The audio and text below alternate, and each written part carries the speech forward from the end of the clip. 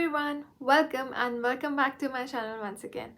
आज हम बात करने वाले हैं एक बहुत ही मेजर, बहुत ही कॉमन इशू के बारे में जो कि सब एज ग्रुप्स को अफेक्ट करता है, which is hair fall. So without wasting any time, let's get into the video. तो सबसे पहले मैं आपको एक्सप्लेन करना चाहूँगी हमारी जो हेयर्स हैं इनकी लाइफ साइकिल के बारे में. तो जैसे हम एज होते हैं, लाइक हमारी एक यंग सेल्फ होती है, देन हम एज करते जाते हैं, then we get old, then we die. That is the same kind of a life cycle our hairs follow. सबसे पहले जो हमारे जो बिल्कुल नए हेयर होते हैं, मैं कुछ साइंटिफिक कुछ बायोलॉजिकल टर्म्स यूज़ करूँगी. सो घबराने की ज़रूरत नहीं है, मैं बहुत सिंपल करके समझाऊँगी. So please bear it with me and please try to understand it. इससे आपके बहुत प्रॉब्लम्स के सल्यूशंस आपको मिल जाएंगे.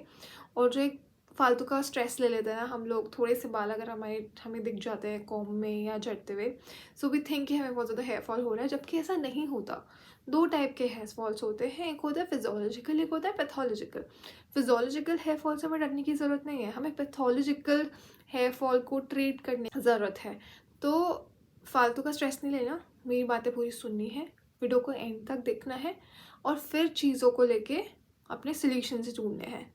राइट, तो हम बात कर रहे थे हेयर साइकिल के बारे में. तो हमारे हेयर साइकिल में ना दो चीज़ें होती हैं, एक होता है हमारे यंगर फॉर्म ऑफ हेयर्स, एक होता है हमारे ओल्ड फॉर्म ऑफ हेयर्स. जो हमारे यंगर फॉर्म ऑफ हेयर्स होते हैं उनको हम बोलते हैं एनाजन, और जो हमारे ओल्डर फॉर्म ऑफ हेयर्स होते हैं उनको हम बोलते हैं टीलोजन. तो जो ये यंग वाले जो हेयर है ना, ये हमारे 84% of the total scalp hair को कंट्रीब्यूट करते हैं. और जो हमारे ओल्ड हेयर्स हैं ये 14% ऑफ द स्कैल्प एरिया को ऑक्यूपाई करते हैं. तो जो हमारे यंग वाले जो हेयर्स हैं इनकी लाइफ साइकिल होते हैं, मतलब जो लाइफ साइकिल नहीं सॉरी, इनका जो ग्रोथ फेज़ होता है, मतलब ये कितने साल तक ग्रो करता है. तो जो हमारा यंग वाला जो बाल है, जो अभी नया बेबी हेयर आया है, वो ऑलमोस्ट 3 साल तक ग्रो करेगा. ग्रो करते करते it will enter it's older phase which is telogen phase.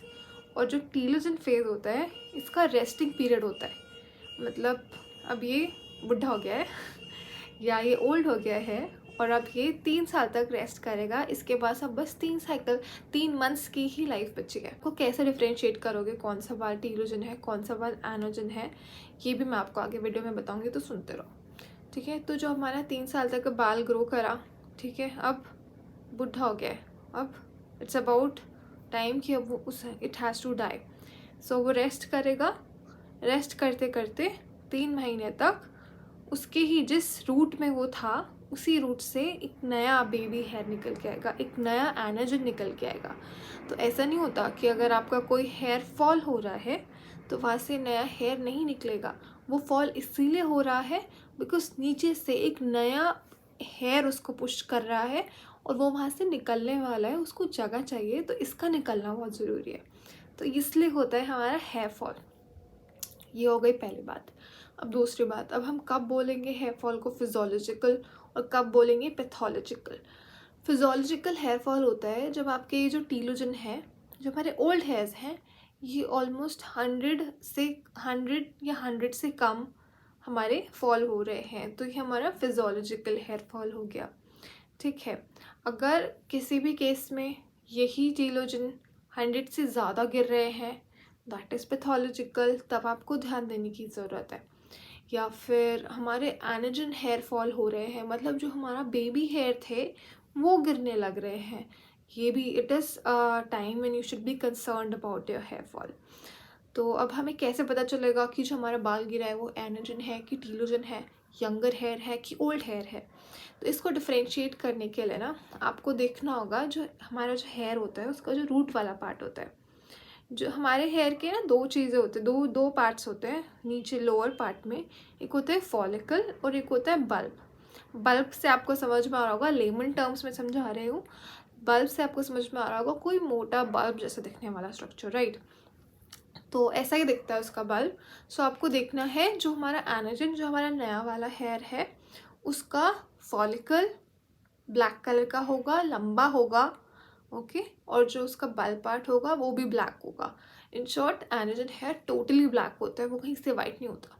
लेकिन जो हमारा ओल्ड हेयर होता है, जो हमारा टीलोजन हेयर होता है, उसका जो फॉलिकल होता है वो छोटा हो जाता है और थिन हो जाता है, और जो उसका बल्ब होता है दैट गेट्स वाइट कलर्ड। तो जब आप अपने गिरे हुए बाल को देखोगे तो आपको वो वाला नीचे से पार्ट ना थोड़ा थोड़ा ग्रेइश सा वाइटिश सा दिखेगा। अगर आपको दिख रहा है देन यू नो कि ये आपका टीलोजन हेयर है, ओल्ड हेयर है। सो इसका गिरना नॉर्मल है। तो अब कैसे पता चले कि 100 गिर रहे हैं या 100 से ज़्यादा गिर रहे हैं? देखो ये बात तो लाइक इज़ वेरी नॉर्मल कि आप बैठ के गिन तो नहीं सकते हो, बट अगर आपको ऐसा लग रहा है कि आपको पैचेस बन रहे हैं और बहुत ज़्यादा ऐसे हेयर फॉल हो रहा है, then I am pretty sure you will know. But 100 तक आई थिंक, अगर कॉम्बिंग में आपको कम हेयर फॉल हो रहा है, ज़्यादा हो रहा है, बेड से सो के उठने में बहुत ज़्यादा बाल आपके बेड के आसपास गिरे हुए हैं कि नहीं गिरे हुए हैं, यही चीज़ें देख के आप एक आइडिया लगा सकते हो कि आपको 100 से ज़्यादा हो रहा है कि 100 से कम हो रहा है। एनर्जिन हेयर कब गिरता है? यार एनर्जिन हेयर गिरता है उन लोगों में जिनकी मोस्टली कीमोथेरेपी चल रही होती है। जो कैंसर पेशेंट्स होते हैं और जिनमें कीमोथेरेपी चल रही होती है, उनका बेसिकली एनर्जिन हेयर गिरता है that is why they get bird. अब थोड़ा और कॉम्प्लेक्स की तरफ जाते हैं इसका सुन के आपको थोड़ा सा शॉक लग सकता है, बट घबराना नहीं है, सब चीज़ों के सॉल्यूशंस होता है। तो अब टीलोजन हेयर जब बहुत ज़्यादा गिर रहा है तो क्या रीज़न हो सकता है, क्यों गिर सकता है 100 से ज़्यादा? तो दो चीज़ होती हैं। एक होता है एक्यूट, इसको सिंपली समझते हैं। एक लड़की है या एक लड़का है, उसको कोई फीवर हुआ, राइट? उसको फीवर हुआ डे 1 पे, ठीक है? तो अब डे 1 पे जैसे ही उसको फीवर हुआ, जैसे ही उसकी बॉडी स्ट्रेस में आई बिकॉज ऑफ एनी रीज़न, तो अब फीवर तो देखो एक्यूट ही हुआ ना, ऐसे तो नहीं है कि हाँ 2 महीने से 3 महीने से चलता आ रहा था, फीवर एकदम से हुआ। तो अब क्या होगा, जो भी जितने भी उसके सर पे बाल है ना, they will get convert to telogen. अब जो पहले नॉर्मल जब वो था, जब वो हेल्दी था, तो उसके जो रेशियो था एनर्जिन टीलोजन का, वो था 84 एनर्जिन और 14 टीलोजन। अब क्या हुआ है, अब क्योंकि उसको फीवर हुआ है, बॉडी स्ट्रेस में आए हैं, तो यही जो 84 एनर्जिन थे ना, अभी सारे के सारे टीलोजन फेस में चले जाएंगे, ये सारे के सारे ओल्ड हो जाएंगे वो स्ट्रेस की वजह से। तो अब 100% hair on that person's head is telogen, जिसका रेस्टिंग पीरियड है सिर्फ 3 मंथ्स का, और 3 मंथ्स के बाद वो गिर जाएगा। सो दैट्स हाउ जब भी आप कभी बीमार पड़ते हो, आपकी बॉडी कभी स्ट्रेस में आती है, कोई भी आपको ऐसी फीवर वाली बीमारी होती है, सडनली के बाल सारे टीलोजन में कन्वर्ट हो जाएंगे, 3 मंथ्स के बाद उन सबको गिरना है। तो अगर मतलब आपने शायद, आप में से बहुत लोगों ने नोटिस करा होगा, कोविड के टाइम पे ये चीज़ हुई थी, काफ़ी लोगों को कोविड से रिकवर करने के बाद उन लोग को हेयर फॉल्स हो रहे थे, which was because of this reason. इस वजह से उस टाइम उन्हें बहुत ज़्यादा हेयर फॉल हो रहे थे। लेकिन घबराना नहीं है, जैसे ही आपकी बॉडी रिकवर करेगी नए एनर्जन्स आने लग जाएंगे। That is not a permanent hair fall. आपको वापस से एनर्जन उस टीरोजन की जगह पर ग्रो करेगा, जैसे ही आपकी बॉडी हील हो जाएगी, जैसे ही आप प्रॉपर डाइट लोगे, वो सब रिकवर हो जाएगा। ये हो गई एक चीज़, ये आपकी हो गई एक्यूट कंडीशन के लिए। दूसरा आता है, अगर आपको कोई क्रॉनिक कंडीशन है, कोई क्रॉनिक इलनेस है, कौन सी क्रॉनिक इलनेस? इसमें ना 3 चीज़ें हो सकती हैं। क्या तो आपको हो सकता है कोई न्यूट्रिशनल डिफिशिएंसी हो गई, ठीक है, जैसे कि आपका जिंक डेफिशिएंसी हो गया, आपका आयरन डेफिशिएंसी हो गया, आपका बायोटिन डेफिशिएंसी हो गया, है ना। और दूसरी चीज़ हो गई, अगर आपको थायराइड डिसऑर्डर है, कोई आपको हाइपोथायरॉयडिज्म है, तो आपको हेयर फॉल होने के बहुत चांसेस हैं। चांसेस क्या है, मतलब उनको हो सकता है ये प्रॉब्लम, मोस्ट प्रॉबेबली हो ही सकता है, वेरी हाई चांसेस। और तीसरा हो गया, आपकी बॉडी कोई कोई मतलब कोई किसी क्रॉनिक स्ट्रेस में है because of any condition, like आपके कोई फैमिली में स्ट्रेस है, कोई लॉन्ग टर्म से स्ट्रेस चलता आ रहा है, मेंटल स्ट्रेस चलता आ रहा है। So that is also a reason कि आपको हेयर फॉल बहुत ज़्यादा होगा। तो अब मतलब द थिंग इज़ कि आपको ना लोग तरह तरह के रेमेडीज़ बताते हैं। बालों में आप लगाओ मिनॉक्सिडिल लगाओ, आप बालों में लगाओ क्या अनियन का कुछ आजकल जूस लगाने के लिए बोलते हैं, आप रोज़मेरी ऑयल लगाओ।